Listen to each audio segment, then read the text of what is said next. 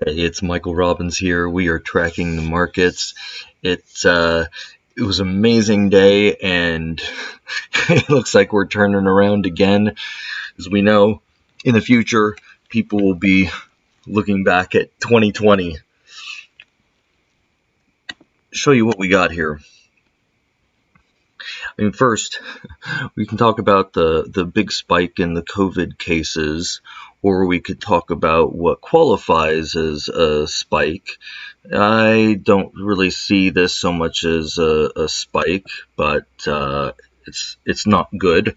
Mind you, they can't just say spike anymore. It's got to be a big spike. Anyway, um, the Nasdaq hit record highs. Look at that. The Nasdaq hit record highs today.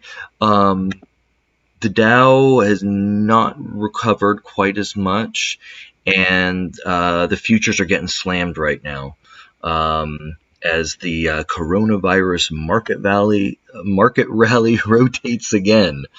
Some are saying that the Fed's not going to let it go too low. I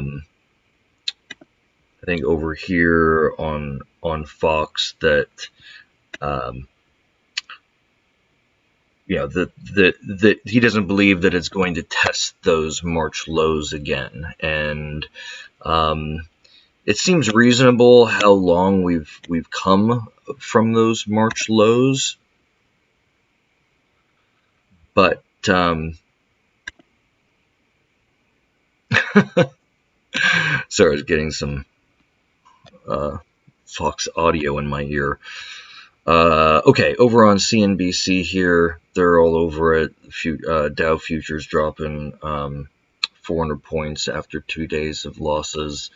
Let's look at that chart again, maybe in a shorter time frame. Not that short.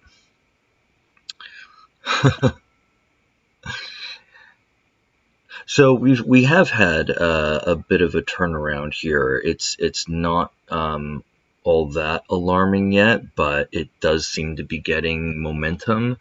Coming back over to COVID, like look at this this gap here, right? So yes, the dotted line is the projected, but if you want 95% confidence levels, you're all the way up here. So those who raise the warning of a larger, more pronounced second wave would be right if this worst case scenario occurred.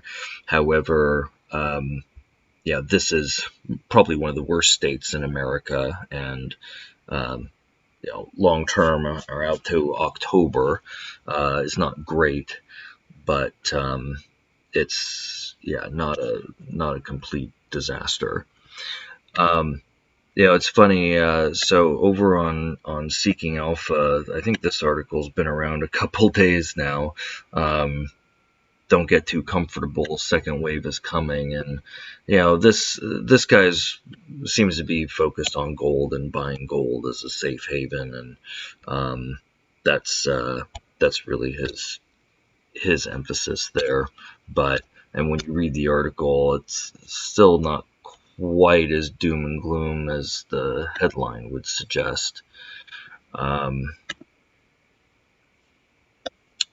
So it's been crazy to see this incredible rebound in the Nasdaq. Probably because more tech oriented and perhaps more immune to what we've been going through with COVID, but it still does seem to be anyone's game. Whether we can kind of maintain here, or whether there's a bigger storm brewing. But given the consolidation that we've seen in the markets for at least a couple months now, those that that feel we're not going to be retesting March lows have more of a case to be made. But yes, as you can see in some of those scenarios, it's very hard.